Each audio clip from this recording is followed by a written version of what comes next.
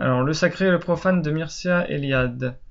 Mircea Eliade, je vais pas trop m'étaler sur la personnalité, sur cet auteur. En gros, c'est un universitaire qui a été reconnu à son époque, contrairement à René Guénon.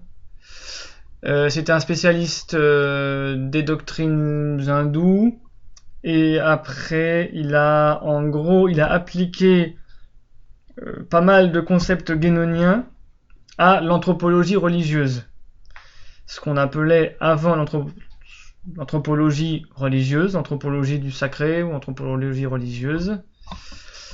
Et que lui, il a restructuré dans les universités européennes et américaines sous le titre d'Histoire des religions. Donc Mircea Eliade, il a fondé l'histoire des religions, qui d'ailleurs aujourd'hui est pas a une certaine influence, mais est en perte de vitesse au niveau global.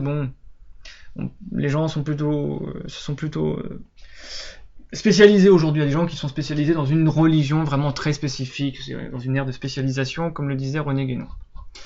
Enfin voilà pour Mircea Eliade, mais il a quand même réduit la portée de l'œuvre guénonienne à simplement l'étude des religions comme étant des phénomènes anthropologiques et historiques. Cela dit, il a quand même conservé toute cette prégnance de la pensée du sacré. Le sacré comme étant une sorte de phénoménologie, de vision du monde, d'homme, de conception de l'homme, de conception du monde, de la spiritualité, voilà. On va dire que Mircea Eliade a gardé pas mal de fondamentaux guénoniens, et il les développe dans ses études, ses connaissances de diverses traditions. René Guénon, lui, il connaît... René Guénon, finalement, il s'intéresse à des traditions assez restreintes. C'est surtout Kabbale, judaïsme, christianisme, islam, hindouisme. Et il y a relativement peu d'autres traditions chez Guénon. Le taoïsme aussi, bien sûr, chez Guénon. Mais voilà, c'est des grandes traditions classiques. Eliade, il connaît un peu plus, il est un peu plus érudit sur d'autres traditions, donc il va utiliser d'autres exemples, voilà. Et avoir un point de vue plus anthropologique, tandis que Guénon, il est plus doctrinal. Guénon, c'est la doctrine pure. Bon, c'est une petite variante, enfin c'est une petite... un petit changement de point de vue, quoi. Le point de vue est un peu plus profane, évidemment, chez Mircea Eliade, puisque c'est une étude plus universitaire. Alors, sans plus attendre, ce qu'on peut faire, c'est reprendre quelques passages de l'introduction de Mircea Eliade, donc, c'est-à-dire à la page 15 du livre. Qui peut nous lire la première page ?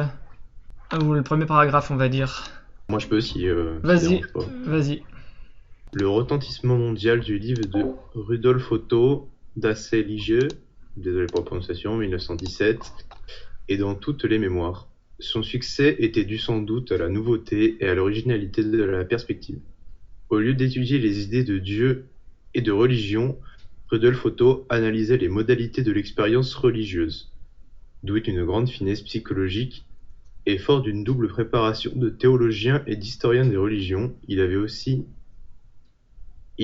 à en dégager le contenu et les caractères spécifiques.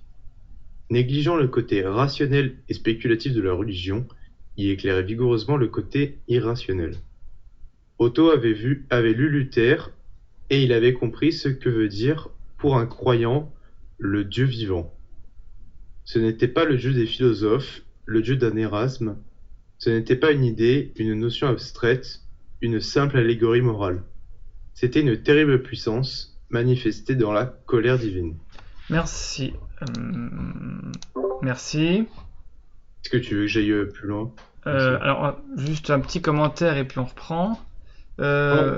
Donc, Das Heilige, ça veut dire... je crois que c'est... Bon, en théorie, c'est comme holy en anglais. Heilig, c'est comme holy, c'est-à-dire le saint, ce qui est saint. Voilà, ce qui est saint, c'est-à-dire ce qui est aussi sacré. Je crois que ça veut dire le sacré aussi en allemand. Je sais pas s'il y a un autre mot pour sacré en allemand. Ça me vient pas en tête parce que mon allemand est un peu rouillé. Mais bref. Donc Rudolf Otto a écrit ça en 1917 et en gros c'est que il remettait au goût du jour. Alors il parle pas de Guénon bien sûr. Mircea Eliade ne citera pas Guénon, ne cite pas Guénon puisque Guénon est un petit peu sulfureux et ne peut pas être cité pour fonder une science universitaire et Mircea Eliade le sait très bien. Donc il va toujours dissimuler son héritage, sa reprise de René Guénon. Mais là il va citer Rudolf Otto qui a remis au goût du jour en 1917 le sacré. En remettant, en se réintéressant au côté irrationnel de la foi, de la vie religieuse. Dieu comme étant une terrible puissance, une puissance, un peu une puissance sacrée. Ça fait revenir un petit peu le sacré comme étant quelque chose qu'on ne contrôle pas totalement.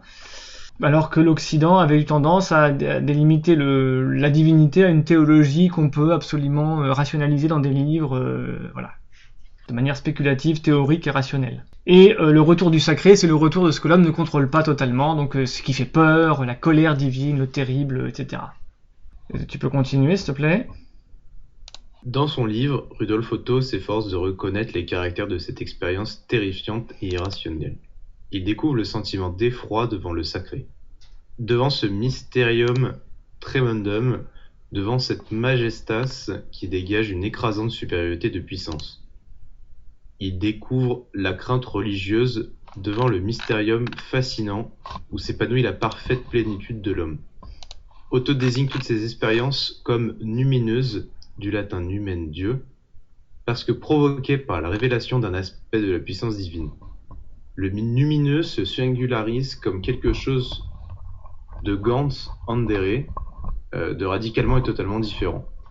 Il ne ressemble à rien d'humain ou de cosmique.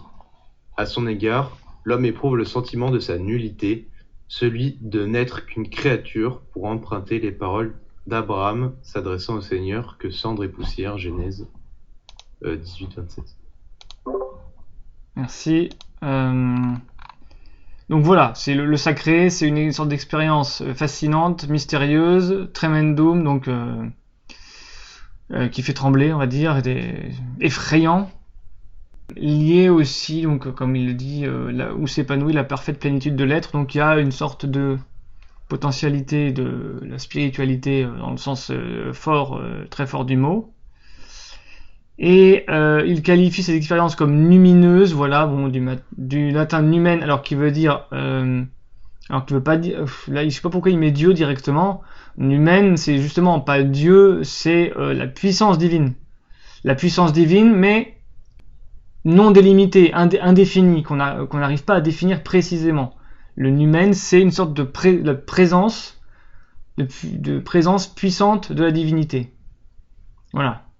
Donc c'est la puissance sacrée, si on veut. Donc ganz anderes, ça veut dire c'est différent de l'expérience habituelle de l'homme. Mais après on va le définir, hein, mais voilà, il reprend un petit peu, puis c'est intéressant parce que ça nous fait reprendre là d'où vient la réflexion universitaire sur le sacré, jusqu'à retourner à la conception purement traditionnelle. Mais au moins les universités ont reconnu ça, donc. À son égard, l'homme éprouve le sentiment de sa nullité, ce qui est d'ailleurs pas totalement vrai. Ça, tout ça, c'est un peu biaisé en fait. C'est pas exactement ça.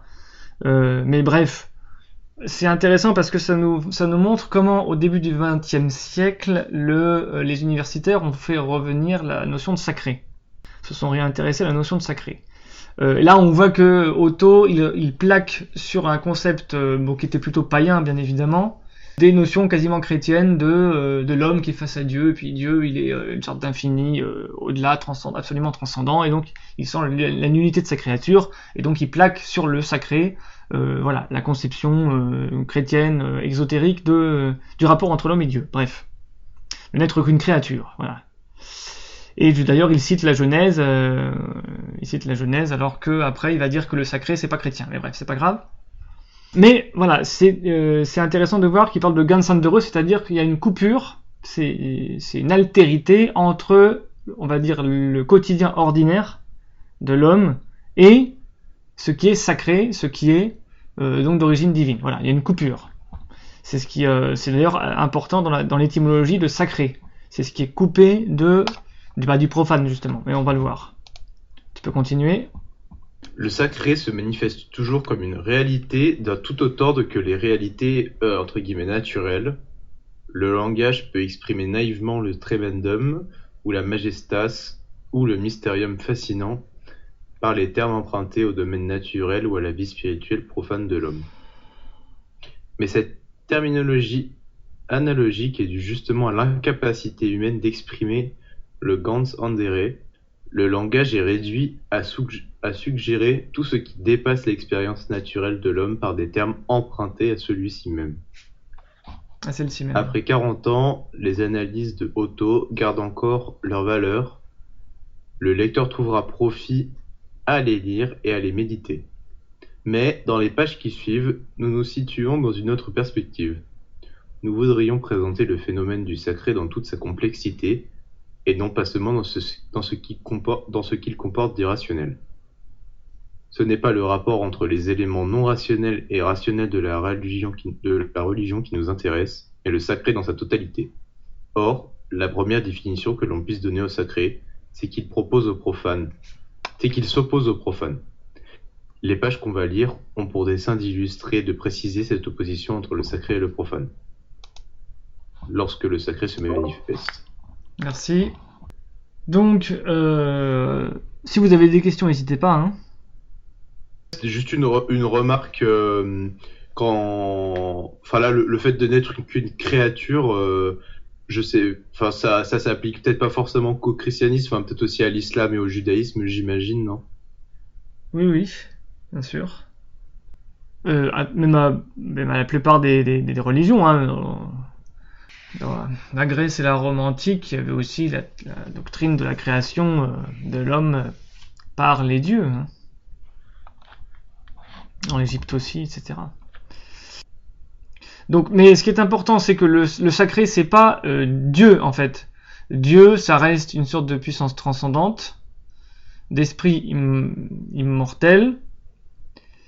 En fait, l'intérêt du sacré, c'est qu'il va se manifester de manière phénoménique, mais phénoménique large, hein, pas dans le sens réduit du phénoménisme que le dénonce René Guénon, de tous des phénomènes importants de la vie, en fait. Le sacré va se manifester dans tous les moments cruciaux de la vie cosmique et humaine. Et il va mettre l'homme en relation avec Dieu, avec le divin. Et c'est pour ça que le sacré, c'est ce qui s'oppose, ou c'est ce qui se distingue du profane. Voilà, et ce qui est intéressant, c'est que Eliade nous dit que Otto avait mis en valeur ce qui était de l'irrationnel dans le sacré, mais que Eliade va justement dépasser le simple côté irrationnel, bien évidemment, et on voit là l'apport de René Guénon, en fait, qui est sous-entendu. C'est que justement, le sacré, c'est pas l'irrationnel, c'est l'irrationnel du point de vue du rationalisme occidental, mais c'est en fait le suprarationnel. L'homme prend la connaissance du sacré parce que celui-ci se manifeste, se montre comme quelque chose de tout à fait différent du profane. Pour traduire l'acte de cette manifestation du sacré, nous avons proposé le terme hiérophanie qui est commode, d'autant plus qu'il n'implique aucune précision supplémentaire. Il n'exprime que ce qui est impliqué dans son contenu étymologique, à savoir que quelque chose de sacré se montre à nous. On pourrait dire que l'histoire des religions, de plus primitive au plus élaborée, est constituée par une accumulation de hiérophanies, par les manifestations des réalités sacrées. De la plus élémentaire hiérophanie, par exemple, la manifestation du sacré dans un objet quelconque, une pierre ou un arbre, jusqu'à la hiérophanie suprême qui est, pour un chrétien, l'incarnation de Dieu dans Jésus-Christ. Il n'existe pas de solution de continuité. C'est toujours le même acte mystérieux, la manifestation de quelque chose de tout autre, d'une réalité qui n'appartient pas à notre monde dans les objets qui font partie intégrante de notre monde naturel, profane. Alors, juste une précision.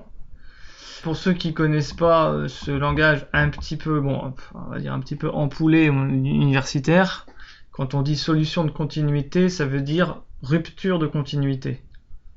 Donc voilà, on imagine un continuum, une continuité, et quand on dit qu'il y a solution de continuité, bah, c'est tout simplement qu'il y a coupure, une rupture de cette continuité. Voilà, on va continuer. Le paragraphe en dessous, s'il te plaît.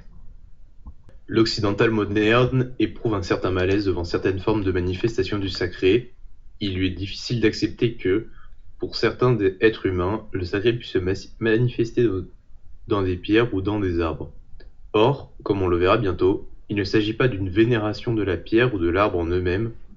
La pierre sacrée, l'arbre sacré ne sont pas adorés en tant que tels.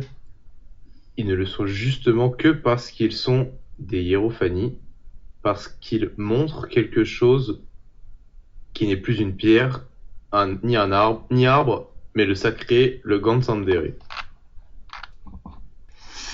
Donc, c'est très intéressant parce que le sacré se manifeste en fait dans des objets qui, même finalement pour le moderne occidental, seraient profanes, c'est-à-dire très quotidiens, on va dire, très banals.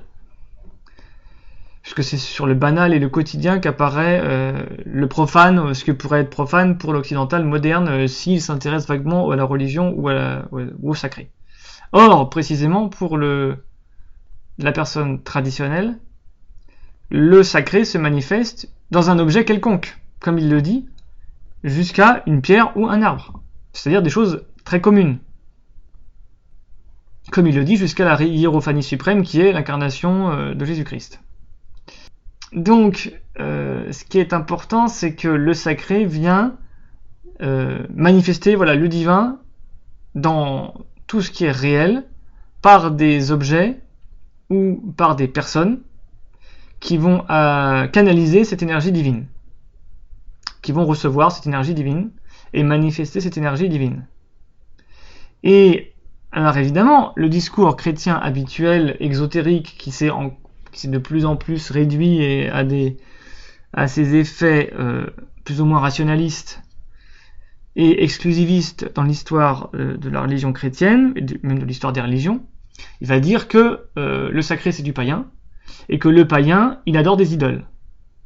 Donc par exemple, quand vous parlez des icônes orthodoxes, qu'on appelle orthodoxes, évidemment, c'est-à-dire le christianisme apostolique oriental, que vous avez demandé, mais comment ça se fait qu'il y a quand même le deuxième commandement parmi les 10 commandements qui interdit de faire des objets, des images de culte, des images auxquelles on rend un culte dans l'église chrétienne, normalement, chez les juifs et chez les chrétiens.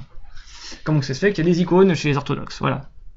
Et ils vont vous dire, ah oui, mais ça n'a rien à voir avec les idoles païennes. Parce que les idoles païennes, ils adoraient l'idole, tandis que l'icône, non, on n'adore pas l'icône, on adore la réalité qu'il y a derrière, on adore Dieu.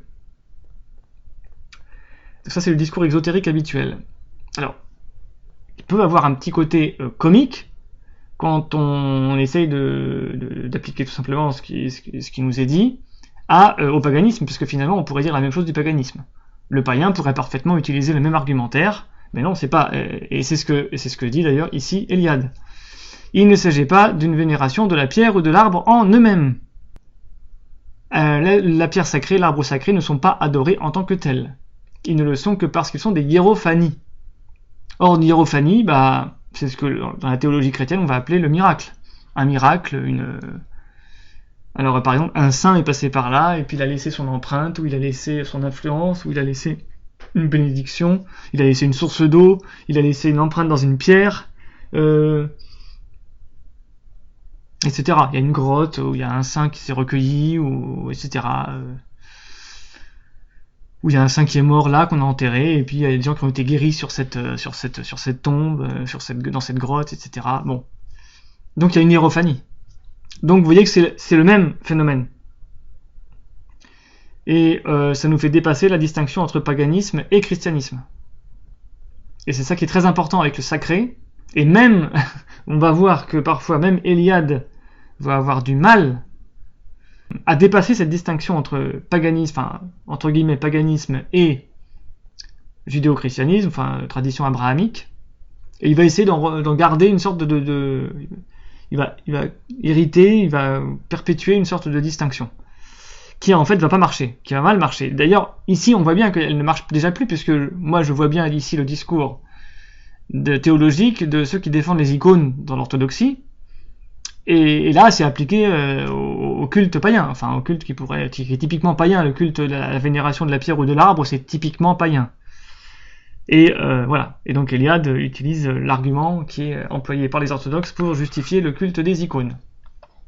Et donc ce qui est important, c'est la notion de sacré. C'est le sacré qui permet d'inclure des objets dans un culte et qui permet à l'humain d'avoir une vie spirituelle à travers des rites qui impliquent des réalités matérielles. Et ça, c'est très important parce que une religion qui ne se fonderait que sur un enseignement purement doctrinal et des pratiques n'impliquant pas du tout d'objets matériels, aucun objet matériel, en fait, ça n'existe pas. Alors, ça aussi, ça fait partie des choses, je vais le rappeler, on pourrait croire que, d'une certaine manière, on est dans la spiritualité, la métaphysique, l'initiation, l'ésotérisme, c'est des livres parce qu'il faut bien employer des mots, puis expliquer des choses, et puis transmettre des doctrines, un enseignement oral éventuellement, et puis après de la méditation, ou des prières, ou comme ça, des choses théoriques, des contemplations, voilà. Et c'est tout. Non, ça n'existe pas. Dans une vie spirituelle, elle implique le sacré, parce que il faut que toutes les dimensions de l'être soient incluses dans un processus de mise en pratique de la vie spirituelle, du culte, quoi. Il y a un culte qui doit se mettre en place. Quand une personne, par exemple, se convertit à une religion ou se rattache à un maître spirituel et qu'elle n'avait pas auparavant pas vraiment de pratique, en fait, elle va réinstaurer dans sa vie un culte. Donc elle va avoir des pratiques de prière quotidiennes, des pratiques de méditation éventuellement. Elle va utiliser des objets, elle peut utiliser une bougie pour se recueillir, une icône éventuellement, ou un symbole, une croix. Elle peut mettre une croix sur un mur, ou une croix sur un tout petit, un petit présentoir pour faire une sorte de petit autel où on se recueille pour prier. Donc il va organiser une sorte de culte dans sa chambre, ou un culte domestique, qui va lui permettre d'avoir cette vie spirituelle dans sa réalité pratique. Parce que le problème, quand on n'a pas donc ce petit rapport au sacré, parce que c'est ça qui va permettre de sacraliser la vie, c'est que le sacré vient jusque dans la maison et jusque dans la vie quotidienne des individus. La suppression du sacré va rendre la spiritualité purement théorique et totalement vaporeuse, un petit peu insaisissable, totalement. Et au mieux, elle sera très mentale, justement. Elle va devenir une sorte de processus purement mental. On va se forcer mentalement à imaginer Dieu, à contempler Dieu, à projeter des prières, à projeter des intentions, une sorte de communication purement mentale avec le divin. Parce qu'il n'y a pas ce passage par des objets sacrés qui, en réalité, par leur côté symbolique notamment, ont des valeurs suprarationnelles. Vous voyez, donc il y a un côté paradoxal. Vous voyez, je vais répéter, je vais réexpliquer un petit peu ce que je viens de dire. Il y a un côté paradoxal au fait que les personnes qui se privent d'objets sacrés, si vous voulez, ou d'une certaine sacralisation de leur culte quotidien, pour avoir une pratique spirituelle quotidienne, ils s'en privent, ils se disent non, les bouquins, écouter une ou deux conférences, ou écouter mon prêtre de temps en temps à la messe, j'écoute le prêtre à la messe, je vais à des séances d'enseignement religieux, ou voilà, et puis chez moi, je fais une petite prière et je médite et c'est tout. En fait, le problème c'est qu'il va y avoir une réduction mentale de sa vie spirituelle à, justement, ça va rester sur un plan mental. Les livres, l'audition de conférences, d'enseignements oraux. Le problème, c'est que le mental, il peut gérer tout ça. Et le culte va donc se réduire, la pratique spirituelle va se réduire, ou peut très facilement se réduire à des processus purement mentaux. Et donc purement égotiques. Notamment s'il n'y a pas l'intervention d'un maître spirituel. Mais de toute façon, un maître spirituel comme je le dis souvent, un vrai maître spirituel, justement, il va avoir pour fonction de guider son disciple pour qu'il mette en pratique dans sa vie des éléments du sacré et qu'il s'instaure une sorte de culte, de pratique spirituelle quotidienne, par lequel il pourra partir des réalités concrètes. Donc, chez les païens, on va dire ici, le type, c'était le modèle cliché, on va dire, c'était la pierre ou l'arbre. Donc la pierre, le dolmen, vous voyez, le menhir, le dolmen, ou la pierre sacrée du coin, ou l'arbre sacré du coin. Voilà, c'était on va dire chez les païens, c'était assez courant. Et en fait, c'est la même chose chez le chrétien, chez le juif, le judaïque, le musulman, le bouddhiste, voilà. Vous allez dans un dojo bouddhiste zen, par exemple, le bouddhisme zen, c'est censé être ultra épuré, il n'y a aucune idole, machin, bah non, ils vont quand même faire un petit autel, donc sur le tatami, là, le dojo de méditation, ils vont mettre un autel au milieu, et ils vont mettre un encensoir, et ils ont quand même des objets de culte. Il y a aussi du sacré. Et évidemment, dans le christianisme, c'est pareil, vous prenez le christianisme, même le christianisme le catholicisme le plus moderne, bah il reste une croix, un autel, un prêtre qui va mettre une soutane, etc. Bon, il reste des choses sacrées. Et d'ailleurs, on appelle l'endroit où on stocke des objets sacrés qui ne sont pas utilisés tout le temps, on l'appelle la sacristie. Donc sacristie, c'est-à-dire l'endroit où on met les choses sacrées. Voilà. On continue ? On n'insistera jamais assez sur le paradoxe que constitue toute hiérophanie, même la plus élémentaire. En manifestant le sacré, un objet quelconque devient autre chose, sans cesser d'être lui-même, car il continue de participer à son milieu cosmique environnant.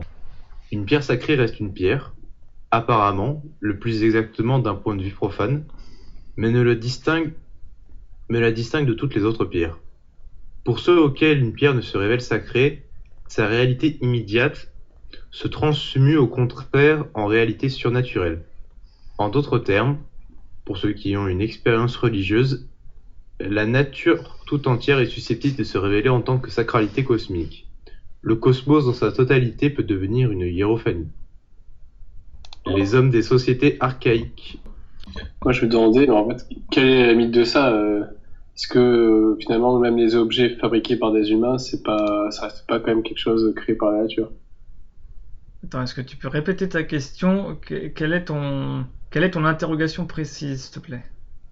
Ben là, on dit que tout élément naturel peut être considéré comme un objet sacré, ce que j'ai compris. Donc Ouais. finalement, n'importe quel objet, même fabriqué par un humain, il reste un objet sacré, quelque part. Oui, Ou alors il y a une limite. Non, n'importe quoi peut devenir sacré. Mais en fait, Mircea Eliade reprend des éléments qui sont ultra classiques dans ce qu'on appelle le paganisme, parce que les objets, dans le paganisme effectivement ancien, on considérait que plus un objet était, on va dire, intouché par l'homme, plus il pouvait justement manifester la puissance divine. Par exemple, Guénon rappelle que les pierres utilisées pour faire un autel par les Israélites, donc les judaïques, c'est marqué dans la Torah, qu'il fallait prendre des pierres que le fer n'a pas touchées. Autrement dit, des pierres intouchées par le travail humain de la forge, qui sont considérées comme quelque chose de potentiellement maléfique. Donc le sacré doit rester en quelque sorte pur de toute intervention humaine et pur de toute intervention qui pourrait la profaner. Donc c'est pour ça que c'est des réalités qui sont très naturelles, qui au départ sont typiquement sacrées. Mais dans l'absolu, rien n'empêche un objet fabriqué par l'homme de devenir un objet sacré, mais dans ce cas, il faut qu'il ait une valeur symbolique très forte. Donc, par exemple, une image, une icône, une statue, ou une inscription, une sculpture, quelque chose qui est fait sur un mur, il doit avoir un côté extrêmement symbolique pour renvoyer à quelque chose de sacré. Voilà. Donc on peut dire que la limite pour définir un objet sacré ou non, c'est justement sa symbolique. Ah non, alors, oui, enfin, ça c'est le principe, il faut que ça soit symbolique, ça c'est sûr et certain, surtout d'un point de vue initiatique. Là, Mircea Eliade ne se place pas spécialement d'un point de vue initiatique. C'est vraiment c'est le point de vue anthropologique. C'est pour ça que je vais le commenter pour essayer de donner des dimensions plus de vie spirituelle, voire d'initiation, potentiellement en tout cas. Lui, il se place du point de vue de l'anthropologie, c'est-à-dire qu'il regarde ce que c'est que l'homme autrefois quand il était dans la tradition, avec un point de vue qui est plutôt scientifique et extérieur, mais l'anthropologie, elle a quand même une capacité à envisager le côté traditionnel et spirituel. Je vais te dire quelque chose que Mircea Eliade ne dit pas ou va l'expliquer plus tard, mais de manière secondaire. Ce qui fait qu'un objet est sacré, c'est comme d'habitude, ça dépend du maître spirituel, c'est comme d'habitude. Ce qui est sacré, en définitive, Mircea Eliade ne le dit pas, peut-être que le dira plus tard, on va voir, mais dans l'absolu et du point de vue spirituel pur, le sacré, c'est pas quelque chose qui est là et puis c'est sacré, il y a quelqu'un qui t'a dit que c'était sacré, donc c'est sacré. Non, non, c'est sacré parce que c'est rattaché à un centre spirituel. Donc une pierre sacrée, un arbre sacré, un lieu sacré, une fontaine sacrée, c'est sacré d'un point de vue initiatique. Là, je parle du point de vue normatif de ce qui est la norme, la base, le critère absolu de la spiritualité métaphysique, c'est de se rattacher à un centre spirituel, donc à un maître spirituel. C'est un maître spirituel qui incarne le centre spirituel. Quelqu'un, par exemple, qui allait à une source sacrée, il allait à une source sacrée parce qu'il se rattachait de manière plus ou moins lointainement au saint qui avait sacralisé cette fontaine. Parce que soit il était mort là, soit il avait fait sortir cette fontaine, cette source de la pierre de manière miraculeuse, soit parce qu'il s'était passé un miracle quelconque entre le saint et et dans le monde chrétien, entre le saint et cette fontaine, cette source d'eau. Voilà. Et du coup, il est considéré de manière plus ou moins lointaine, de manière plus ou moins indirecte, comme son maître spirituel. Donc ce qui fait que quelque chose est sacré, du point de vue initiatique, c'est que c'est relié au maître spirituel, toujours. Quelque chose qui se détache du maître spirituel, c'est désacralisé, c'est profane. Et c'est pour ça que le maître spirituel suprême, qui est dans le monde chrétien le Christ, il est mondial, il est universel, c'est celui qui enlève le péché du monde, c'est celui qui purifie la terre entière, etc. C'est la croix qui est universelle, etc. Donc le maître spirituel, c'est celui qui relie toutes les choses du monde comme étant sacralisées par lui, parce que il est l'homme universel. Voilà. Donc il est relié au cosmos entier. Mais du point de vue pratique, est sacré, le critère du sacré d'un point de vue initiatique, parce que je vais garder quand même ce point de vue comme étant le critère normatif, c'est le maître spirituel. Voilà. En fait, un objet n'est pas sacré en soi, il n'est pas sacré matériellement. Il est sacré parce qu'un maître spirituel l'utilise pour canaliser, pour transmettre une influence spirituelle. S'il n'y a pas un maître spirituel pour transmettre une influence spirituelle, là on est dans l'idolâtrie. Et là on est dans le paganisme au sens négatif du terme. Et c'est ça que condamnaient les théologiens chrétiens, mais c'est ça aussi que condamnait Platon, que condamnent les vrais maîtres, tous les vrais maîtres traditionnels. Est-ce que ça répond à ta question ou... Je vois l'idée, mais après je peux pas empêcher de penser que vu que tout se rattache à l'unité, n'importe quel objet finalement dans un absolu est sacré. Mais après je comprends l'aspect initiatique que voilà, symboliquement il faut que il y ait le maître spirituel pour que c'est l'objet sacré. Enfin, je comprends, mais je me dis que c'est pas qu'on peut peut-être dépasser ça, quoi. Je vois pas ce que tu veux dire par dépasser ça. Enfin, c'est le principe, c'est la base, on va dire, de la vie spirituelle au plan initiatique. C'est-à-dire qu'effectivement, tout peut être sacré, mais si quelqu'un décrète comme sacré quelque chose qui n'a pas été sacralisé par l'influence spirituelle de quelque chose qui est le maître spirituel de manière directe ou indirecte, et si c'est direct, c'est encore plus explicite et encore plus légitime que c'est sacré, et si c'est de manière indirecte, il peut y avoir des doutes, et ça peut être Voilà. Après le sacré, il y a des, on va le voir peut-être après, il y a des degrés de sacralité entre guillemets, y compris dans l'Église catholique par exemple. L'Église catholique, elle reconnaît certains sanctuaires, certains saints, certains miracles de saints, etc. Mais tout en disant que c'est pas nécessaire aux chrétiens d'absolument faire ce pèlerinage tout le temps, d'aller voir ce saint, de croire dans ces miracles. C'est considéré comme optionnel. Par exemple dans l'Église catholique romaine, c'est considéré comme on va dire subsidiaire ou optionnel entre guillemets. Ça veut dire que c'est laissé à la liberté du croyant de se rattacher justement à ce saint-là comme étant un centre d'influence spirituelle. Voilà, on va dire, c'est la marque d'une conservation, d'une forme de conception du maître spirituel. Mais en dehors de ça, la personne qui se décrète que voilà, j'ai un objet chez moi, je vais décréter que il est sacré, qu'il a de la sacralité, ça c'est pas prévu dans la, enfin voilà, c'est pas le point de vue traditionnel. C'est pas le point de vue traditionnel. C'est du New Age quoi. C'est le risque, c'est de tomber dans le New Age et la personne qui va projeter des points de vue personnels dans un objet de sa vie quotidienne et elle peut y attacher éventuellement des influences psychiques, mais il n'y aura pas véritablement de spiritualité. Les questions du coup, par exemple aujourd'hui les objets manufacturés, industriellement ou en grande quantité, par exemple des représentations, je sais pas, du Bouddha, est-ce qu'elles ont quelque chose de sacré? Bah non, en soi ça n'a rien de sacré. Parce que d'ailleurs c'est connu même dans le christianisme. Par exemple, vous allez à la rue du Bac à Paris. À la rue du Bac, il y a la chapelle de la médaille miraculeuse. Donc dans les années 1830, en gros, il y a une dame qui s'appelle Catherine Labouré qui voit l'apparition de la Vierge. La Vierge lui apparaît. Et elle lui dit, tu vas fabriquer... alors je sais même plus si elle lui donne une médaille. Elle lui donne une médaille, voilà, miraculeusement il y a une médaille qui arrive. Et puis tu vas reproduire cette médaille, tu vas faire reproduire cette médaille par des industriels, je sais pas quoi, par des gens qui vont forger une nouvelle médaille. Et tu vas distribuer ces médailles aux gens en faisant cette prière.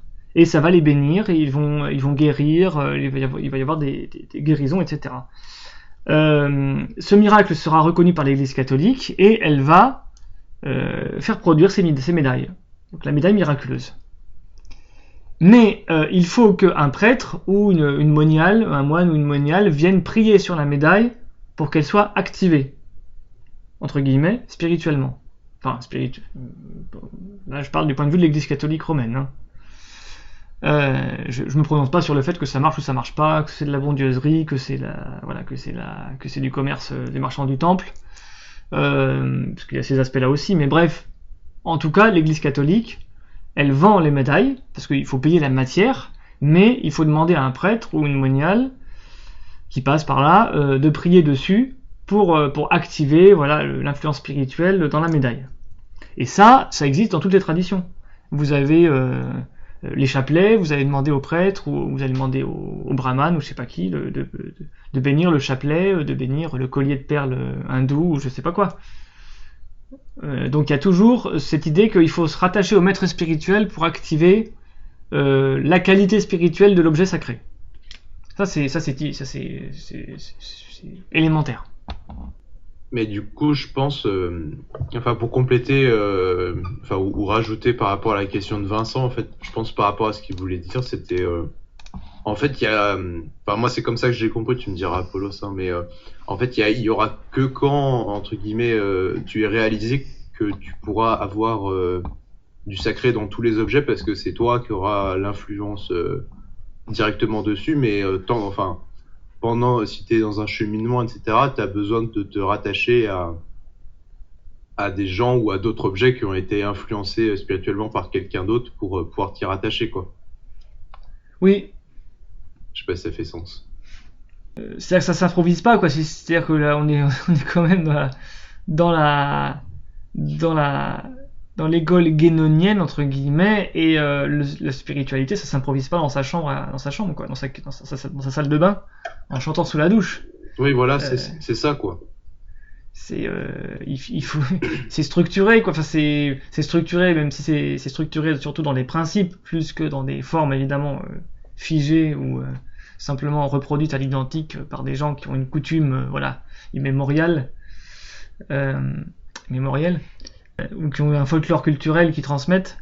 C'est justement pour conjurer toutes ces formes de spiritualité un peu trop conformistes, ou pour ne pas improviser une pseudo-spiritualité, parce que ce qu'on fait tout seul soi-même dans sa chambre, de manière individualiste, en lisant 2-3 bouquins, en écoutant 2-3 conférences, et puis en essayant de méditer tout seul, ça s'appelle de l'individualisme, ça s'appelle réinventer l'eau chaude, ça s'appelle voilà, c'est de l'improvisation individualiste, c'est des projections mentales, c'est pas de la spiritualité, en tout cas pas d'après René Guénon. Donc c'est voilà, et il a des arguments, voilà, je reviens pas dans tout ce que je dis sur les vidéos, et je reviens pas sur ce qu'explique parfaitement René Guénon.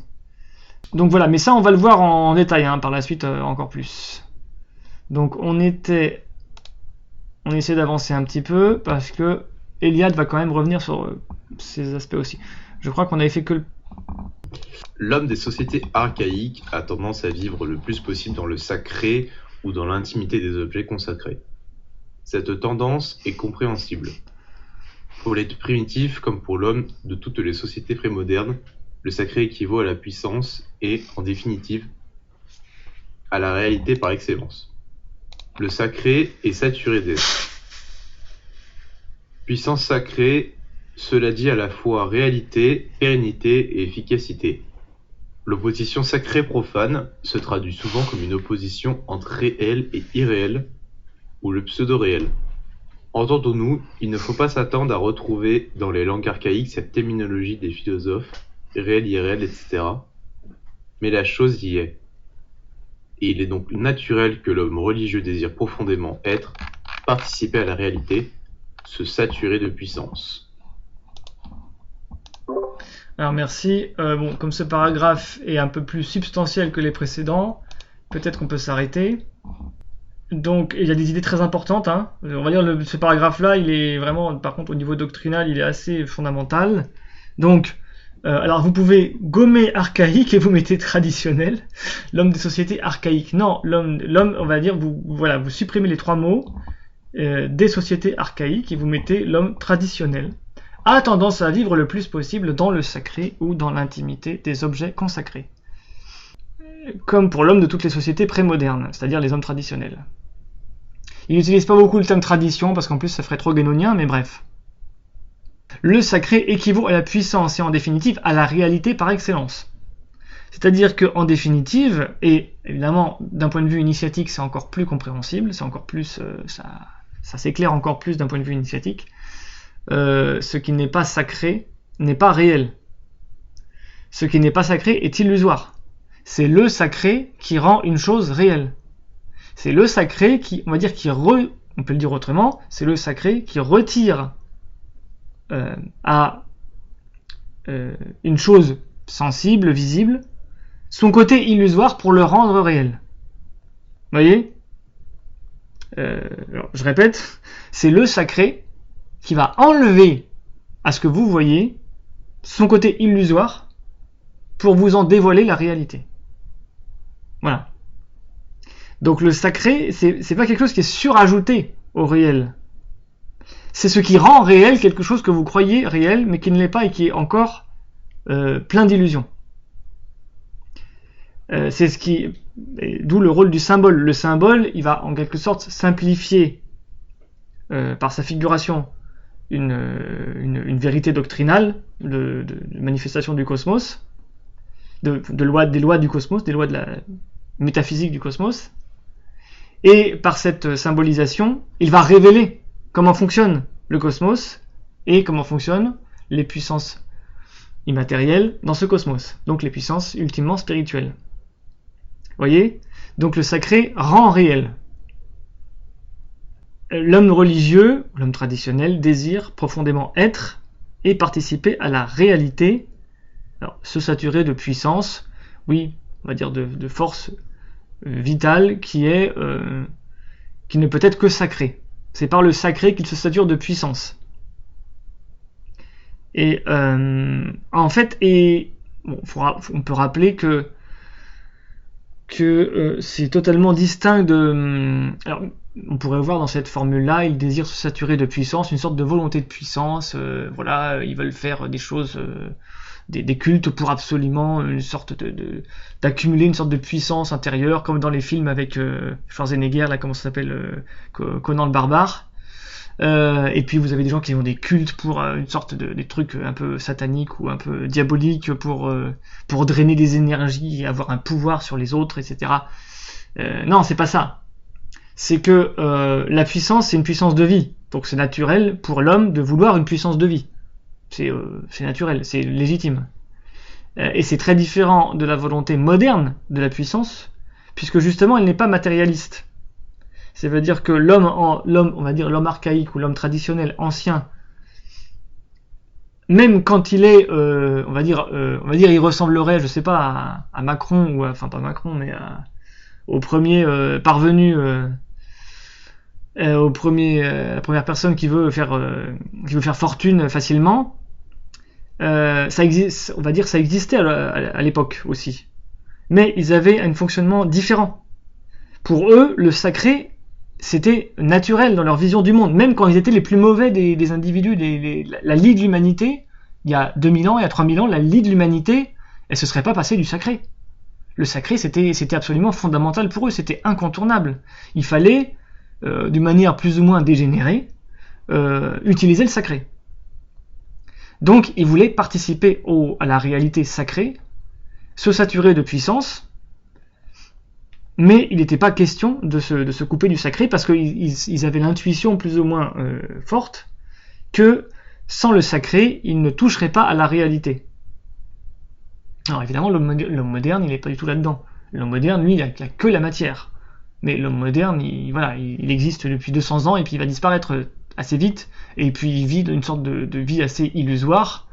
Les diverses manières de vivre la vie moderne sont des choses qui sont largement illusoires, ce qui n'existait pas pour l'homme ancien. L'homme ancien, il vivait du matin au soir quelque chose qui était ultra réel, il touchait la réalité de manière bien plus immédiate que nous, et pas seulement parce qu'il y a la technologie, parce qu'il y a les médias, etc., mais parce que c'était son mode d'être au monde, et grâce au sacré notamment. Comment l'homme religieux s'efforce-t-il de se maintenir le plus de temps possible dans un univers sacré? Comment se présente son expérience totale de la vie par rapport à l'expérience de l'homme privé de sentiments religieux, de l'homme qui vit ou désire vivre dans un monde désacralisé? Tel est le thème qui dominera les pages suivantes. Disons tout de suite que le monde profane dans sa totalité, le cosmos totalement désacralisé, est une découverte récente de l'esprit humain. Il ne nous incombe pas de montrer par quel processus historique et à la suite de quelle modification du comportement spirituel l'homme moderne a désacralisé son monde et a assumé une existence profane. Il suffit de constater seulement ici que la désacralisation caractérise l'expérience totale de l'homme non religieux des sociétés modernes, que, par conséquent, ce dernier ressent une difficulté de plus en plus grande à retrouver les dimensions existentielles de l'homme religieux des sociétés traditionnelles archaïques.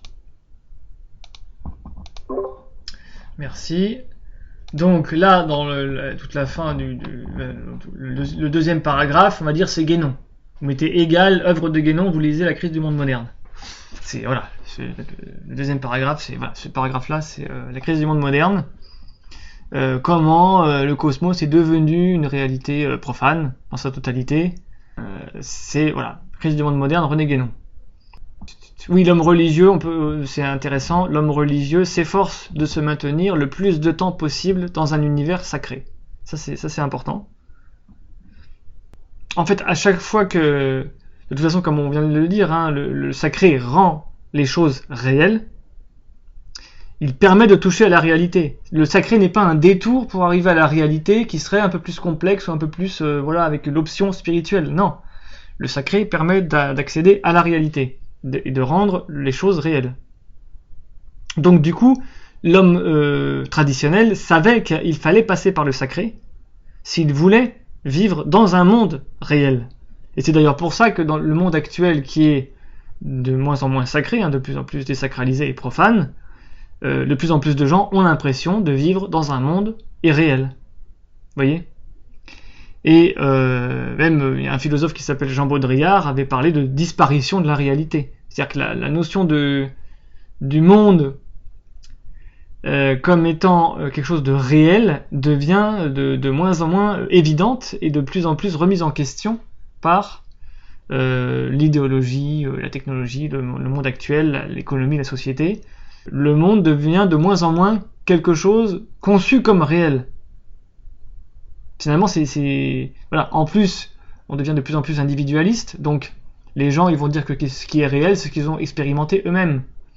Donc, voilà, ils vont se réfugier dans leur expérience totalement individuelle, ce qui aboutit à ce qu'en philosophie on appelle le solipsisme, c'est-à-dire ne croire que dans les expériences purement individuelles et que tout le reste n'existe peut-être pas, quasiment pas.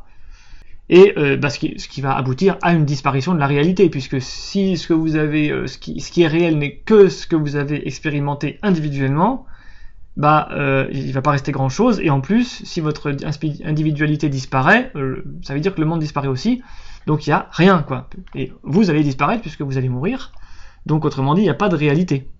Voilà. Donc ça fait partie des visions du monde qui vont prédominer dans le monde moderne, et de manière explicite ou implicite. Explicite ou implicite. Parfois il y a des gens, ils s'étonnent qu'ils s'adressent à des journalistes, ils s'adressent à des médecins, ils s'adressent à des scientifiques, ou à des intellectuels, des auteurs, et ils s'étonnent que les gens ne reconnaissent pas la réalité de ce qu'ils ont vécu, ou de ce qu'ils ont trouvé, de ce qu'ils ont pensé. Ils ont lu tel auteur qui est très important, ou ils ont découvert une réalité très importante, par exemple le vaccin, le pseudo-vaccin contre le Covid a des effets secondaires. Et bizarrement, cette réalité n'est pas acceptée par les médias, par tel médecin, par tel hôpital, etc., etc. Oui, mais justement, il n'y a plus de réalité. La réalité n'est plus un critère aujourd'hui. Voilà. Donc ça fait partie des phénomènes qui montrent que la réalité n'est plus justement une réalité pour les autorités d'aujourd'hui. Dans un monde époque sacrée, il n'y a donc pas d'initiation. Si, mais il y a d'autres formes peut-être que... Pour l'absence de réalité, on peut... moi j'ai fait aussi le parallèle là quand on parlait au fait que... justement par rapport à toute la virtualité qui nous entoure, et puis même récemment là avec Meta, Facebook, sur les casques VR, et puis on se met un casque sur la tête et on est dans une réalité virtuelle, quoi. Exactement. Ça me fait penser un peu à ça. Exactement. Puis bon, c'était déjà le cas avec les premiers cinémas, les premières télés, les radios, etc. Puis après Internet, puis après les ordinateurs, etc. Voilà. Mais il faut savoir que, comme d'habitude, c'est un peu ça serait trop facile de dire, voilà, eux, ils vont avancer vers l'illusion, et nous, on va dire le nous de rhétorique. Nous, alors, on est dans la réalité, nous, on va rester dans la réalité. Non. Le monde actuel a besoin de continuer d'avancer dans cette virtualisation. C'est-à-dire que la manière dont le monde actuel désire et cherche à maîtriser la réalité, le reste de réalité qui lui est accessible, c'est par la virtualisation. Si aujourd'hui, par exemple, vous prenez un état politique, vous lui enlevez l'informatique, mais c'est terminé, il n'y a plus d'état.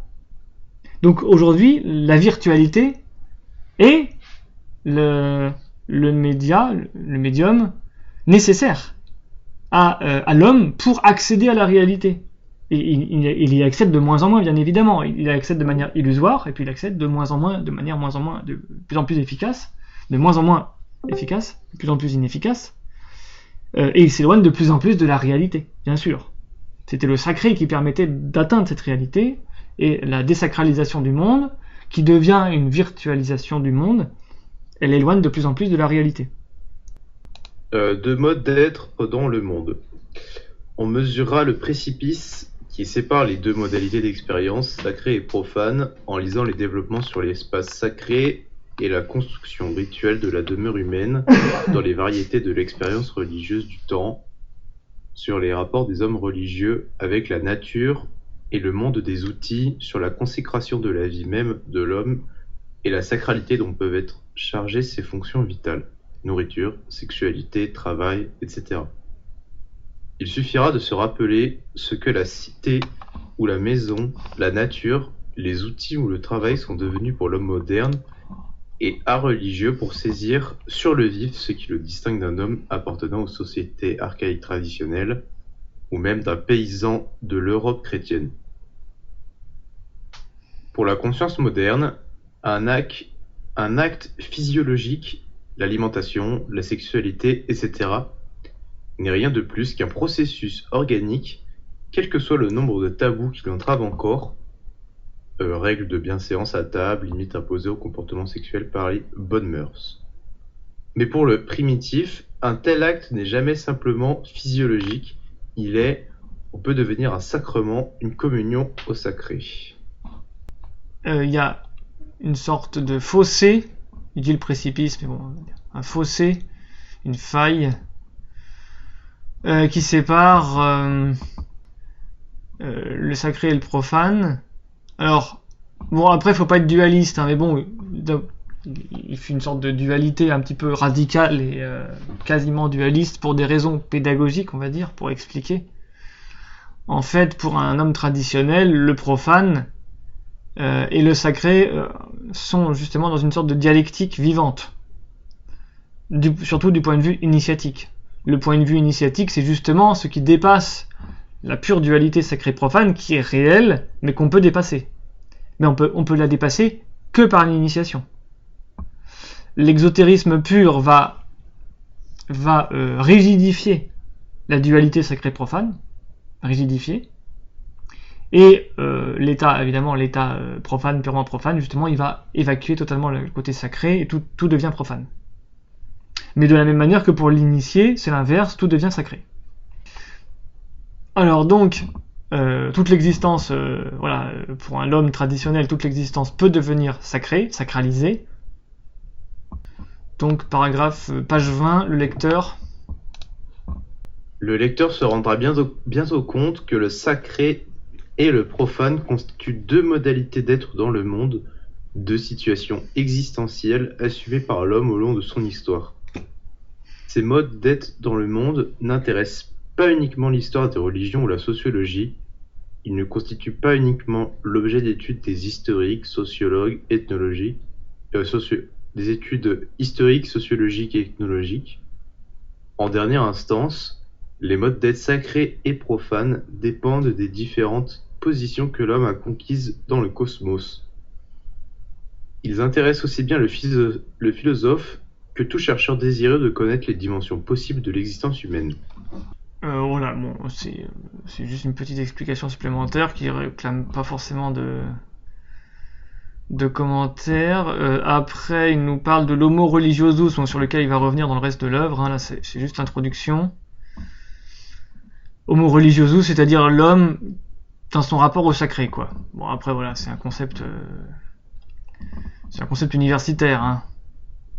Voilà. Donc, mais si, en fait, il y a la page d'après, en fait. La page 22. La page 22, elle est quand même intéressante. Le sacré et l'histoire. Notre dessein premier, c'est de présenter les dimensions spécifiques de l'expérience religieuse, de faire ressortir ces différences d'avec l'expérience profane du monde. Nous n'insisterons pas sur les innombrables conditionnements que l'expérience religieuse du monde a subis au cours de l'âge. Ainsi, il est évident que les symbolismes et les cultes de la terre-mère, de la fécondité humaine et agraire, de la sacralité de la femme, etc., n'ont pu se développer et constituer un système religieux richement articulé que par la découverte de l'agriculture. Il est également évident qu'une société pré-agricole, spécialisée dans la chasse, ne pouvait pas ressentir de la même manière et avec la même intensité la sacralité de la terre-mère.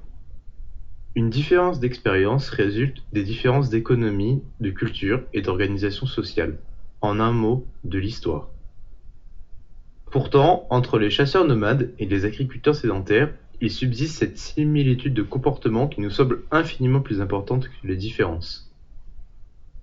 Les uns comme les autres vivent dans un cosmos sacralisé, participent à une sacralité cosmique manifestée aussi bien dans le monde animal que dans le monde végétal. Il n'est que de comparer leur situation existentielle à celle d'un homme des sociétés modernes vivant dans un cosmos désacralisé pour se rendre aussitôt compte de tout ce qui sépare ce dernier des autres. Du même coup, on saisit le bien fondé des comparaisons entre des faits religieux appartenant à des cultes différents. Tous ces faits relèvent d'un même comportement qui est celui de l'homo religiosus. Alors, donc il fait l'opposition entre cosmos sacralisé et cosmos désacralisé. Il part d'une distinction qui était classique en anthropologie, classique justement, entre voilà, le monde des chasseurs-cueilleurs et le monde des agriculteurs. Donc une distinction classique dans l'archéologie, dans l'histoire antique, qui ne correspond pas forcément à la vision guénonienne ou forcément à la doctrine traditionnelle. Mais bon, c'est pas grave. Il y a pu y avoir des peuples de nomades, principalement nomades ou principalement chasseurs-cueilleurs, pas forcément dans un ordre évolutionniste, quoi, pas forcément dans une chronologie évolutionniste progressiste. Mais bon, c'est pas grave. Et oui, le culte de la terre-mère, tout ça, bon, déjà Mircea Eliade essaye de pas avoir trop ce point de vue progressiste, puisqu'il considère quand même les différentes sortes de cultes de manière unifiée, hein, justement. Il dit il faut dépasser les oppositions, les similitudes sont plus importantes que les différences. Mais d'un point de vue vraiment métaphysique, il y a vraiment quasiment aucune différence. Ce sont que des différentes adaptations, comme dirait Guénon, de la même tradition primordiale, suivant les conditions des temps et des lieux. Donc évidemment dans un pays où on va se développer parce que climatiquement, parce que technologiquement, on sait bien cultiver du blé. Bon, évidemment, on va développer l'héritage traditionnel en fonction de ce développement de la culture du blé. Et donc, oui, effectivement, éventuellement, la figure de la terre-mère ou les mythes sur les céréales vont prendre une très grande importance dans le culte. Mais bon, ça n'a rien de... Il faut pas généraliser trop. Il faut pas trop généraliser, faire des différences un peu artificielles entre des modes, simplement des variations de la tradition primordiale, quoi. Moi, j'avais juste une petite, je sais pas si c'est vraiment une question, mais d'ordre secondaire, mais là, quand on a lu, des fois, il écrivait l'homme avec un H minuscule. Est-ce que du coup, il veut dire uniquement l'homme masculin, ou est-ce qu'il inclut l'homme avec un grand H? Parce que là, il a mis la femme avec un grand H, du coup, ça m'a perturbé, quoi. Non, justement, quand l'homme c'est l'humain, et quand il met la femme avec un grand F, ça veut dire effectivement que la femme, quoi. Bon, ça c'était juste la petite introduction qui servait à présenter quelques notions de base et à voir un petit peu le point de vue de Mircea Eliade, mais c'est pas...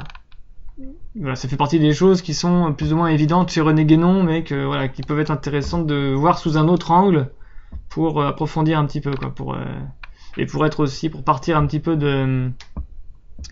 Mircea Eliade est un auteur plus récent aussi, donc ça permet aussi de se rattacher aux notions guénoniennes avec un point de vue légèrement différent qui peut nous apporter des éclairages à ceux qui n'ont toujours pas réussi à lire René Guénon.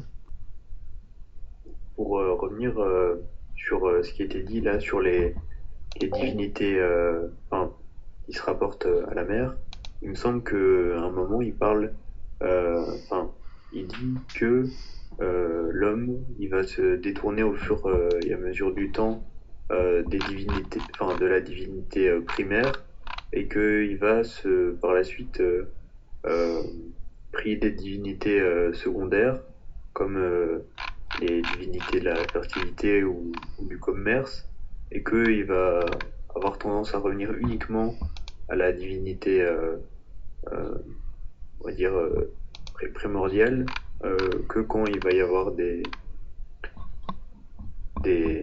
grosses catastrophes. Est-ce que ça fait référence à ce qui vient d'être dit là ou Oui, je vois ce que tu veux dire, mais en fait, c'est normal pour, notamment si c'est rattaché à un maître spirituel, bien sûr, ou à quelque chose qui en fait office, de réadapter une forme traditionnelle suivant des dominantes adaptées au temps, au lieu et aux conditions plus ou moins conjoncturelles. Le rite peut évoluer, voilà, les figures divines peuvent évoluer en fonction des temps et des lieux. Et si ça se fait avec l'autorité d'un maître spirituel, ça garde sa plénitude initiatique ou métaphysique maximale.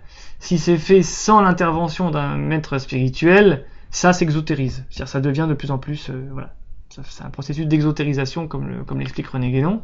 Donc ça devient plus social, ça devient plus idolatrique, ça devient plus psychique que spirituel, etc., etc. Ça devient plus conformiste. Voilà, ça devient plus rigide. Mais du coup, par exemple, est-ce que c'est applicable, par exemple, dans le christianisme, avec, par exemple, les prières à Marie ou à des anges? Est-ce que, on va dire, il y a un parallèle direct entre ça et est-ce que lui développe? De toute façon, chaque tradition va donc adapter son corpus, son héritage à sa situation dans un temps et un lieu donné, et va faire des adaptations, alors de manière soit plus spirituelle ou ésotérique, soit plus exotérique. Mais ce qui est inévitable, c'est soit l'un soit l'autre. Et puis les évolutions sont inévitables puisque l'être humain n'est pas quelque chose de permanent et de fixe, d'immuable.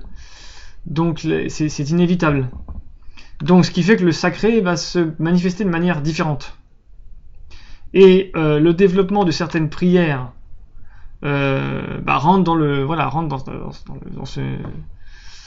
dans ce mouvement d'adaptation et de variation de relation au sacré. Donc pour moi c'est toujours le rapport avec un maître spirituel ou quelque chose qui en fait office qui va être le critère.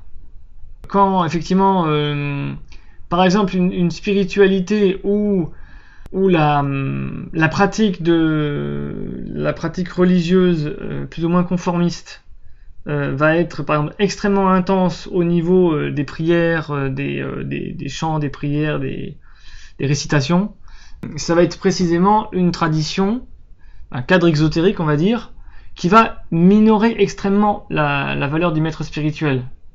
Parce que plus on donne des pratiques individuelles ou collectives qui sont faciles à réciter, à faire et qui font passer le temps et qui entretiennent un rapport avec le monde spirituel, mais sur le mode plus ou moins exotérique, plus ça va évacuer un petit peu le maître spirituel qui n'a plus tellement son mot à dire. Si les gens ils prient 8 heures par jour, ils ont pas tellement le temps d'aller voir un maître spirituel. Et le maître spirituel n'a pas tellement la place de parler, quoi. Donc ça c'est sûr. Après, c'est inévitable, c'est-à-dire que pour conserver une tradition, il y a des choses qui sont inévitables. En fait, quand tu parles des anges et des prières des anges et à Marie, qu'est-ce que tu voulais dire par là? C'est dans le sens, donc lui, si j'ai bien compris, ce qu'il dit, c'est que plus on va être dans une condition qui va être, on va dire, difficile, donc plus on va avoir tendance à, par la suite, prier des dieux. C'est possible que je me trompe, donc corrige-moi si je dis des bêtises, mais plus qu'on va prier des dieux secondaires, comme des dieux de la fertilité ou du commerce. C'est les exemples qu'il donne. Mais du coup, est-ce que le corollaire direct de ça dans le christianisme, c'est au lieu de prier Dieu directement, c'est le prier à travers une forme intermédiaire ou d'une entité qui va intercéder avec lui au lieu de le prier entre guillemets directement. Ah oui, je vois ce que tu veux dire. Alors, tu dois parler de quelque chose dont il parle dans la vidéo, c'est ça, dans le documentaire. C'est plus que dans le livre. Enfin, en tout cas, c'était dans la vidéo le résumé du sacré et Ah oui, voilà. du profane de. Parce que là, on a fait que l'introduction. Donc, on est page 23, en gros. Ok. Et ce soir, donc, on va faire que ça. On va pas commencer le chapitre premier. On est dans l'introduction, donc on a juste introduit la notion de sacré et de profane et tout ce qui va un peu autour chez Eliade, quoi. Mais bon, ce que Mircea Eliade, évidemment, je répète qu'il encore plus que tous les autres auteurs comme Evola ou comme Guénon ou comme d'autres, il va totalement évacuer la notion du maître spirituel. Donc pour lui, il y a des choses qui sont sacrées ou qui sont pas sacrées, il y a des pratiques qui sont sacrées ou pas sacrées, etc. Il va un petit peu catégoriser les choses comme un scientifique, hein, comme quelqu'un qui fait une autopsie. Le médecin légiste, il va faire une autopsie d'un cadavre, et il va découper les organes, il va dire bah là j'avais trouvé telles substances dans tel organe, j'ai trouvé ça, etc.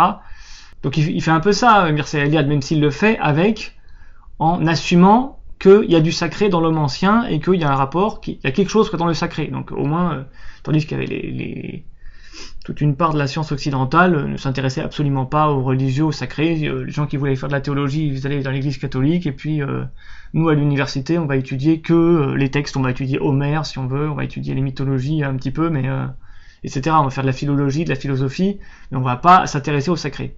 Donc lui, il réintroduit le sacré. Mais il va garder quand même le point de vue très universitaire et très médecin légiste, quoi, on va dire. Hein.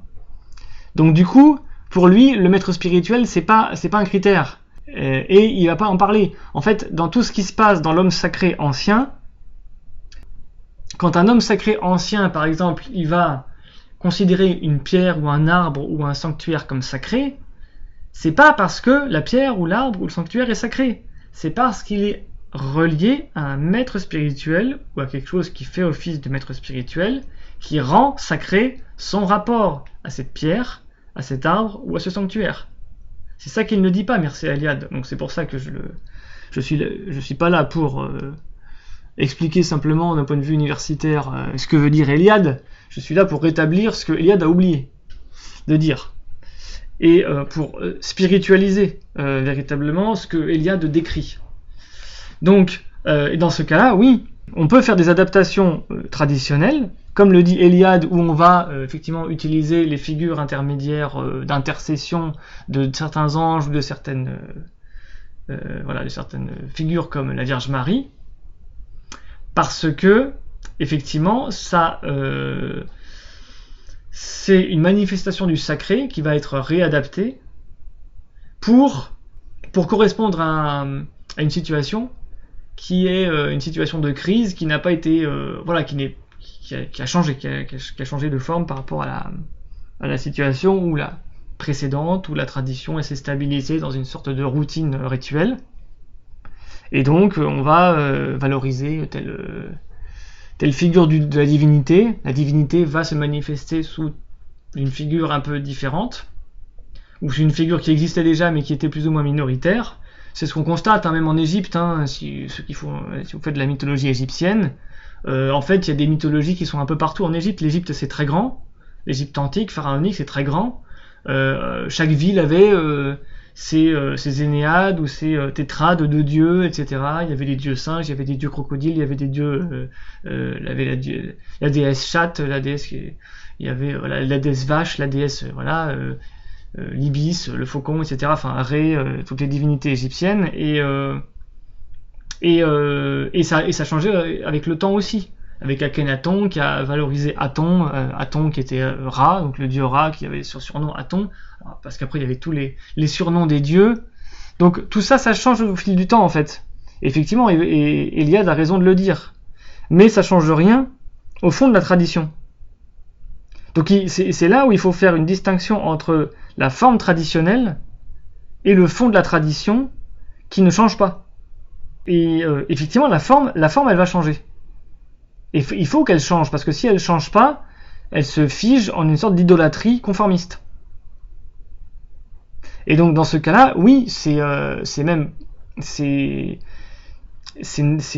naturel et c'est légitime que même, on va dire, le fidèle lambda qui a sa propre petite foi et sa pratique rituelle, il peut apprécier un saint ou apprécier certaines prières à la Vierge, parce que ça lui permet d'entretenir un rapport de dévotion avec la divinité, même s'il n'a pas forcément de maître spirituel, ou en prenant la Vierge comme maître spirituel, si on veut, par défaut de maître incarné, il peut développer sa forme de spiritualité. Mais tant qu'il n'y a pas un maître spirituel avec une direction initiatique, on va dire, ça va plus ou moins s'exotériser, ça va être limité en termes de développement spirituel, et ça va s'exotériser, mais il va avoir quand même un certain degré spirituel indéniable.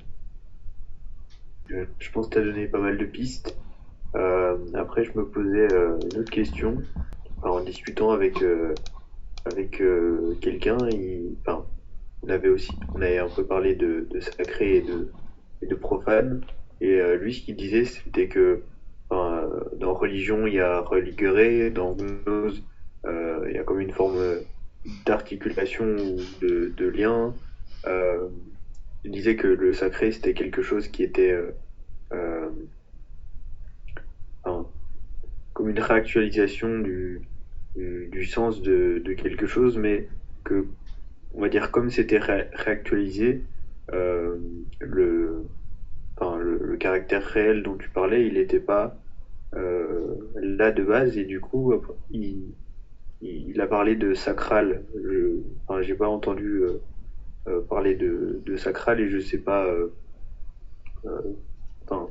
ce que ça vaut dans une perspective pérennialiste, mais la question c'est, est-ce que si tout est sacré, quelqu'un qui, on va dire, aurait l'œil pour voir la nature des choses, est-ce que si tout devient sacré, est-ce que on passe dans une dimension qui pourrait être appelée sacrale, ou ça n'a rien à voir? Non, moi j'utilise pas du tout la notion de sacral, ça veut rien dire du tout. Parce que le sacré suffit, quoi, la notion de sacré suffit. Il n'y a pas de distinction entre... sacral, c'est une notion qu'a inventé Francis Cousin, ou certaines personnes qui ont influencé Francis Cousin, je sais pas qui, mais bref. Et qui lui permet de distinguer, en gros, le sacré, c'est ce que les hommes décrètent comme sacré. C'est ce que un chef, quelqu'un qui s'autoproclame chef, parce que bien évidemment un maître spirituel c'est toujours quelqu'un qui s'autoproclame chef, bien sûr, pour Francis Cousin, hein, parce que les chefs c'est pas bien. Donc lui quand il fait des conférences, quand il publie des livres, il est pas chef bien sûr, tout le monde l'écoute mais il est pas chef, non bien sûr, c'est pas grave.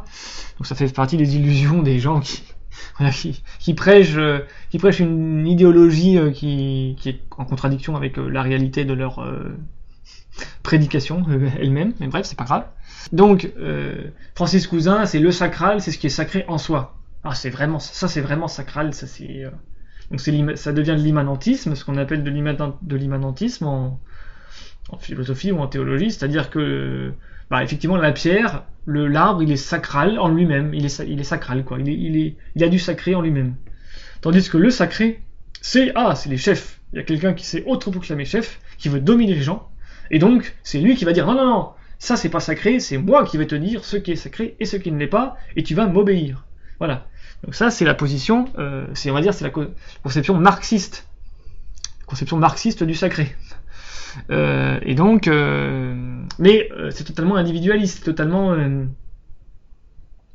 Alors ça peut marcher dans les phases de crise, c'est-à-dire cette manière d'analyser les choses peut avoir sa pertinence quand il y a une crise grave dans un système religieux, quand il y a des religieux qui dominent de manière complètement injuste, irrégulière, inique, un peuple par exemple.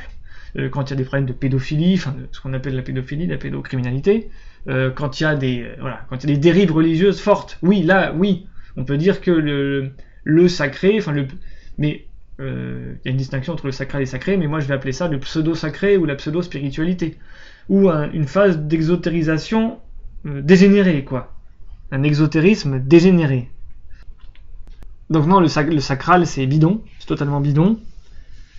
Et pour savoir, il y a une très bonne réfutation des limitations du marxisme, c'est Simone Weil. Simone Weil, je sais plus comment s'appelle le texte, mais sur le communisme ou sur le marxisme, quelque chose comme ça.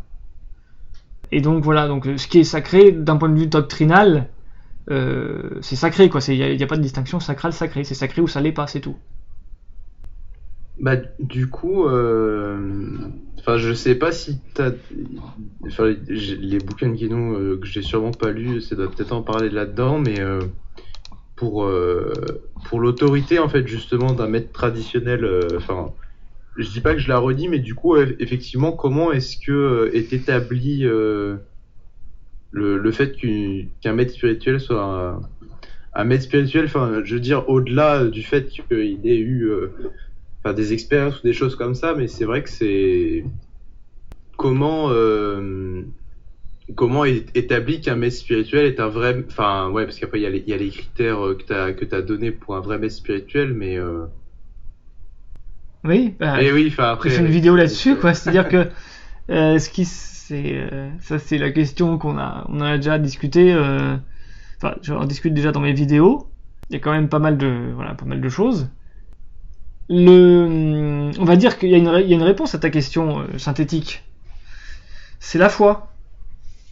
Et d'ailleurs, quand vous lisez l'Évangile, le Christ apparaît évidemment comme un maître spirituel, par exemple dans l'Évangile de Jean, et notamment dans les chapitres 8 et chapitre 10 aussi, oui, c'est le chapitre du bon pasteur, où il apparaît comme le bon pasteur, donc pasteur étant une figuration du maître spirituel, hein, le pasteur et les brebis, le maître spirituel et les disciples.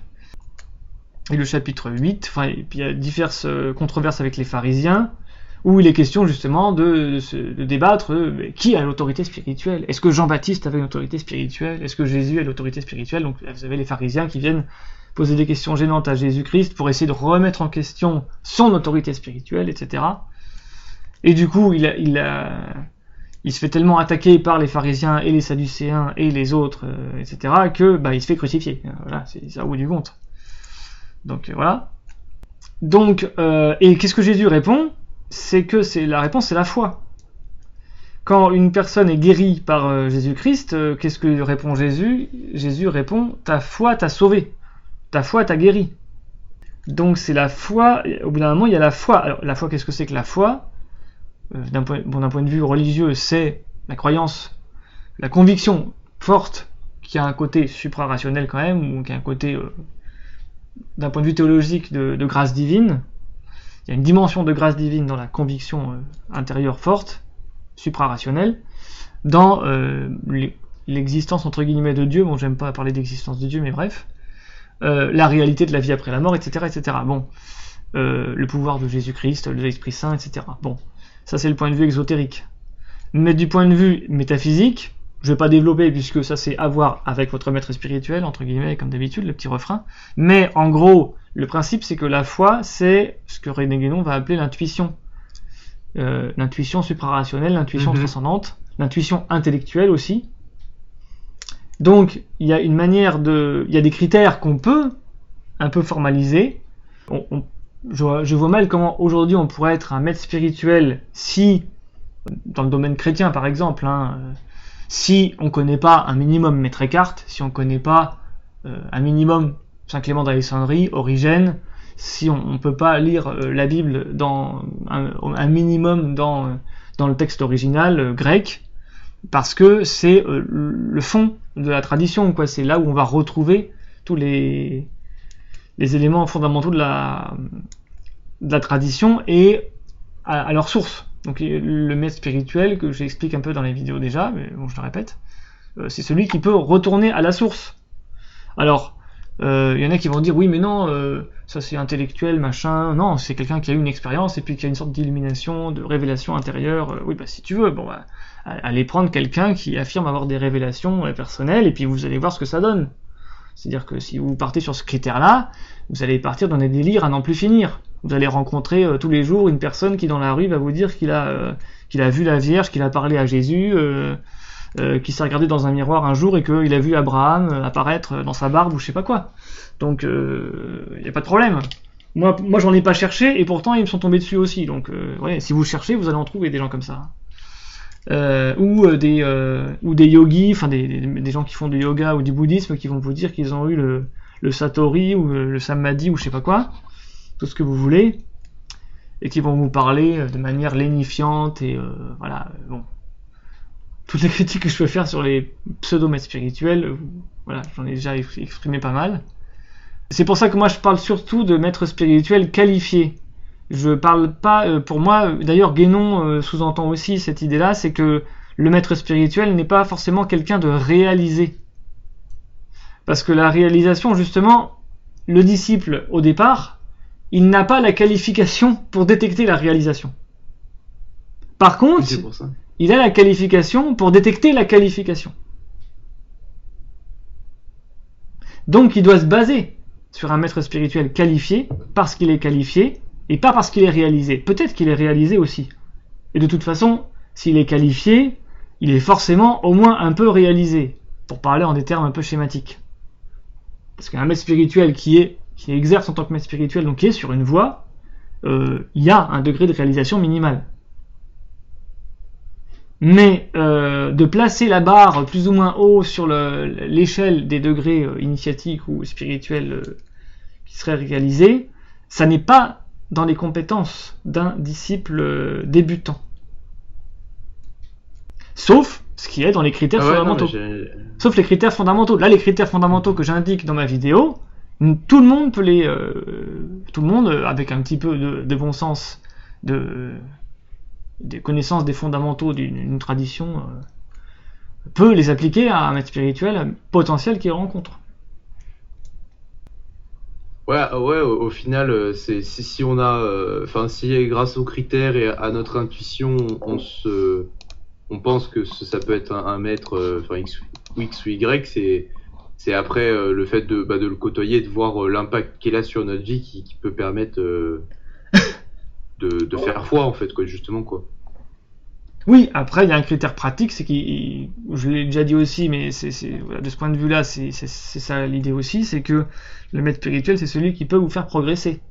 Si c'est un maître spirituel qui, on va dire, il est qualifié, il coche les cases, mais que d'une manière ou d'une autre, il vous fait pas avancer, bon, ça veut peut-être vouloir dire aussi que vous n'êtes pas qualifié, mais bref, mais si on part du principe que vous êtes éventuellement qualifié, et que de toute façon vous n'avancez pas, c'est que soit vous n'êtes pas qualifié, ou que c'est lui qui n'est pas qualifié et adapté à vous.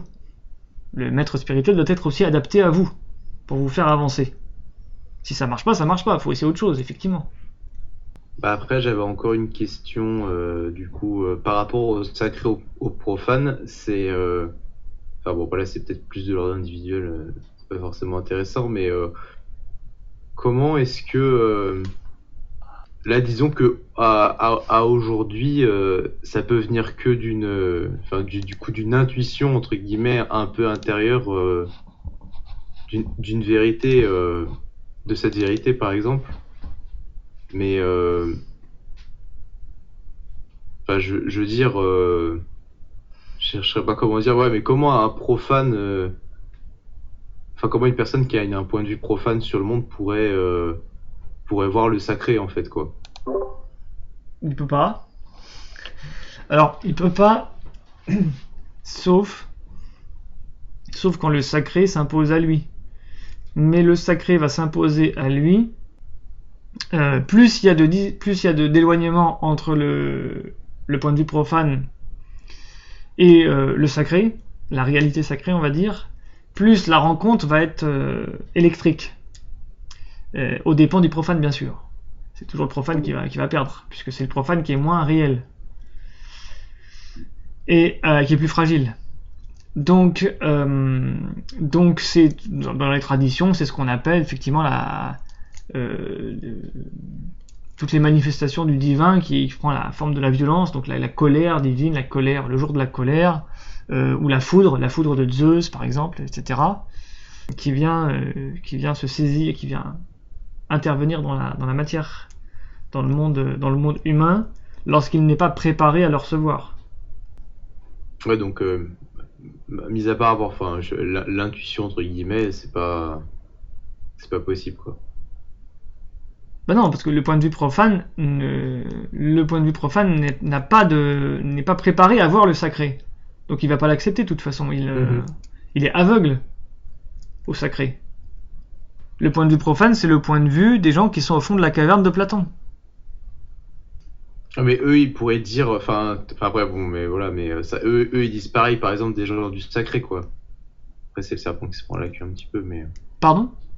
C'est qu'ils disent que non mais après bon ça finit pas, mais moi je discute avec des gens qui sont dans le profane, des choses comme ça, et c'est eux qui vont me dire que c'est les religieux qui sont en dehors de qui sont les gens au fond de la caverne, parce que tout ce en quoi ils croient c'est des balivernes, c'est des choses comme ça là. Mais par contre c'est ceux qui croient plus en Dieu, etc., qui eux sont dans la vraie réalité, qui sont réussis à sortir, etc., quoi. Oui, je vois ce que tu veux dire, mais là c'est la doctrine traditionnelle qui va permettre de, effectivement, c'est là où par contre oui voilà, c'est là où Guénon est important, parce que Guénon il va t'expliquer que l'abandon de la notion de Dieu, etc., en fait ça restreint le réel, ça l'agrandit pas, ça le restreint, ça le réduit à la dimension matérialiste.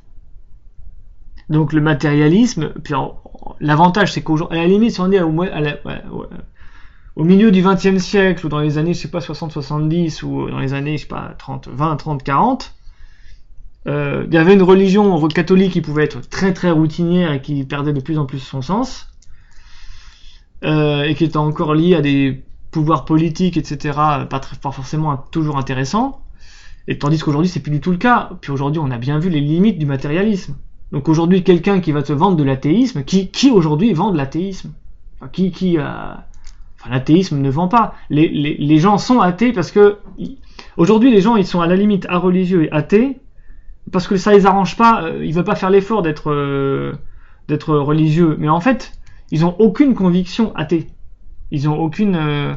Il n'y a pas de prédicateur athée aujourd'hui.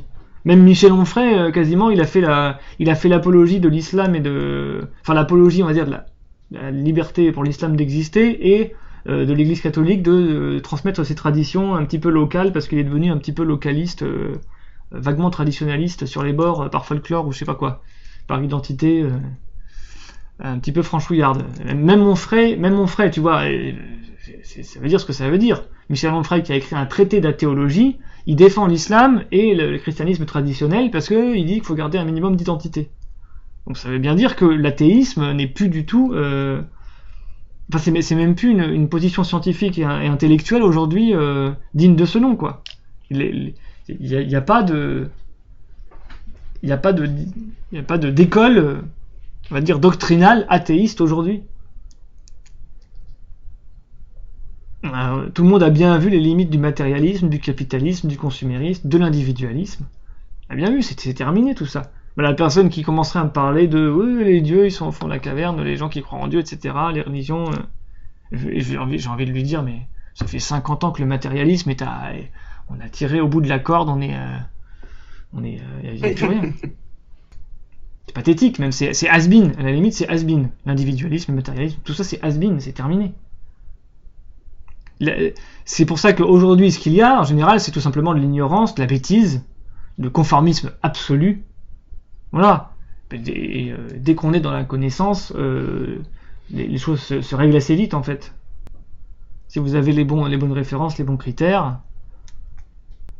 Oui, la fin de Kali Yuga, c'est que l'athéisme ne se vende pas, parce qu'il a même plus besoin de se vendre. Les gens ils sont athées par... oui, ça commence par le bas. Alors faut commencer par le bas et après on construit par-dessus. On va de haut. Il disait, on va de bas en haut.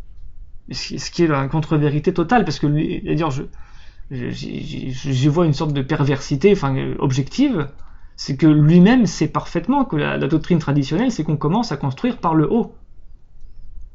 Symboliquement, bien sûr, mais... Donc, vous voyez qu'il y a des gens qui font des égrégores sur Internet et sur YouTube. Bon, j'en parle pendant 2 heures et demie dans ma vidéo sur le bavardage profane, mais ça continue, quoi. Donc... Moi, je pense que aujourd'hui, l'athéisme a moins d'influence que la pseudo-tradition et la pseudo-initiation, voire la contre-initiation elle-même. C'est plus facile de faire du succédané, du faux, quoi, du factice, de la spiritualité factice ou de la demi-spiritualité, des choses qui vont avoir une petite dimension spirituelle, mais qui sont consuméristes, individualistes sur la base.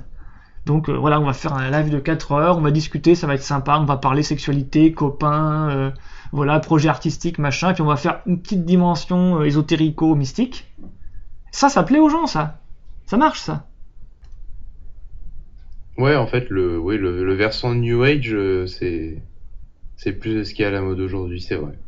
Voilà, donc...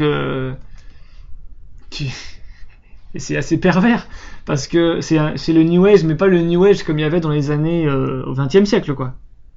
Le New Age au XXe siècle, c'était vraiment le pur syncrétisme de gens qui venaient des babacools des années 60, qui s'habillaient comme des pseudo-gourous débarqués d'Inde, quasiment caricatural, c'est-à-dire que systématiquement, il va insérer des préceptes, des dogmes, avec une sorte de posture de sage blasé moderne qui a tout compris, et qui sont des propos qui l'inverse de doctrine traditionnelle, l'inverse exact de maximes traditionnelles, parfois assez bien connues, parfois répandues, quoi. Par contre, évidemment, l'exotérisme tel qu'il apparaît à des personnes qui ont une sorte de largeur d'esprit, d'ouverture mentale, intellectuelle, mais qui ne serait pas rattaché à une tradition, oui, je sais parfaitement que quelqu'un qui a ce point de vue-là peut retrouver des religieux pas très larges d'esprit dans la caverne de Platon. Pour eux, c'est la caverne de Platon d'avoir cette religion routinière, un peu surannée, un peu conformiste, un peu rigide, et un peu superficielle aussi, mais ça c'est l'exotérisme en fait. C'est l'exotérisme. Mais évidemment, vous pouvez pas expliquer vous pouvez pas expliquer ça à un athée. Oui, non, c'est juste l'exotérisme. Pour lui, l'exotérisme, l'ésotérisme, c'est pareil. Donc il comprendra rien. Il est dans l'ignorance en fait. C'est l'ignorance. Ouais, c'est ce qu'on peut pratiquer, l'exotérisme. Non, Guénon explique, donc il faut lire sur ce sujet, tu lis, est-ce que tu as lu, Arthur, l'article de Guénon sur complémentarité de l'exotérisme et de l'ésotérisme. Ça s'appelle Nécessité de l'exotérisme traditionnel. Moi, je crois que c'est ça, le titre. Nécessité de l'exotérisme traditionnel. Justement, nécessité de l'exotérisme traditionnel, c'est complètement en lien avec ce qu'on a dit sur les objets sacrés. Le sacré, en fait, va permettre justement de relier exotérisme et ésotérisme. Parce que ce qui est sacré, si c'est notamment rattaché à un maître spirituel, va permettre de réunifier ces dimensions-là. C'est-à-dire qu'une chose sacrée va être sacrée d'un point de vue exotérique et d'un point de vue ésotérique aussi. Est-ce que les objets sacrés, c'est de l'exotérisme? Ou c'est un entre-deux, comme tu viens de dire Ça dépend si c'est relié à un maître spirituel. Un objet sacré qui est utilisé par quelqu'un comme étant sacré, sans aucun lien à un maître spirituel, c'est exotérique. Parce qu'il va le faire pour des raisons de conformisme à un système social, à une circulation des énergies psychiques ou psycho-énergétiques, psycho-cosmiques, on va dire païennes entre guillemets, qui peut avoir un rôle, qui peut avoir une certaine dimension, mais si c'est fait dans une dimension collective, sociale, humaine, ça va avoir une tendance idolâtrique. et ça ne va pas apporter un développement spirituel. Mais alors c'est peut-être la notion d'exotérisme qui me pose problème. L'exotérisme, c'est la religion telle qu'elle apparaît comme étant un système social et dogmatique. Voilà. Institué dans l'histoire et dans la société. Ok. Ouais, parce que j'avais dans ma tête, il faudra absolument que je lise du coup cet article de Guénon sur l'exotérisme, parce que pour moi, l'exotérisme c'était tout l'aspect extérieur de la religion. Donc tout ce qui était symbolique, les églises, la messe. Donc oui, quelque part, c'est la partie dogmatique, mais c'est avant tout ce qui est visible, quoi. Oui, ça, c'est plutôt ce qui est extérieur, effectivement, hein, mais le critère, là encore, ce qui est exotérique, c'est ce qui se fait sans maître spirituel. Parce que seul le maître spirituel permet d'accéder à l'intérieur. Donc il y a des personnes qui peuvent avoir une dimension intérieure par dévotion profonde envers, je sais pas, le Christ ou la Vierge ou un saint, mais là ils vont avoir une démarche dévotionnelle qui peut intensifier leur exotérisme et le faire s'approcher un petit peu de l'initiation, mais ça va avoir des limites. Ils vont pas avoir, ça va être très limité. Mais ça existe, et c'est toujours mieux que rien. Mais sinon, c'est un maître spirituel, c'est tout. Tout acte religieux qui se fait sans maître spirituel est totalement exotérique. Non, mais ça, par exemple, j'avais pas du tout cette notion-là, que tout ce qui est sans maître spirituel, c'est exotérique. Même quelqu'un aujourd'hui qui ferait un petit peu de bouddhisme dans sa chambre ou je sais pas quoi, ça n'a rien d'initiatique en fait. Ou regarder 2-3 conférences, lire un bouquin sur soit le bouddhisme, soit le yoga, soit je sais pas le taoïsme. Si je voulais revenir sur un truc qu'avait dit Gama Grégory, il disait que par exemple l'industrialisation des statues de Bouddha, c'était quelque chose de profane et non de sacré. Enfin, il me semble que c'est ce que tu avais confirmé toi. Mais du coup, dans quelle mesure les livres sacrés, donc imprimés à la chaîne de manière industrielle, sont sacrés si ils sont pas bénis comme ton histoire des petites croix de je sais plus qui là, qui étaient sacrées que dans la mesure où elles étaient bénies par un prêtre. Mais en fait, c'est pareil. C'est ça le principe. Simplement, quand on dit texte sacré, comme ça fait partie, le texte n'est pas seulement un texte, c'est aussi une doctrine qui est passée par divers moyens, par divers véhicules. Il y a des choses qui sont passées oralement, etc. Quand Guénon il dit texte sacré, en fait, les textes sacrés, selon René Guénon, c'est quand même au sens exotérique. Il parle des textes sacrés qui sont considérés comme sacrés par les exotérismes. Par chaque exotérisme.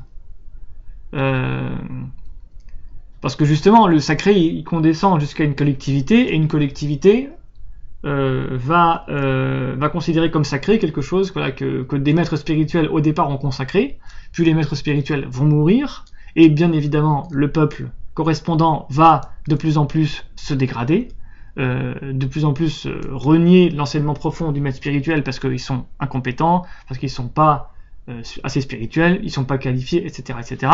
Donc ça va s'exotériser, mais ils vont garder le texte sacré de départ, comme étant sacré. Par contre, au niveau de l'objet livre, effectivement, l'objet livre n'est sacré que s'il a été consacré par un maître spirituel ou par exemple, dans l'église à laquelle je vais, moi, le texte sacré est encensé.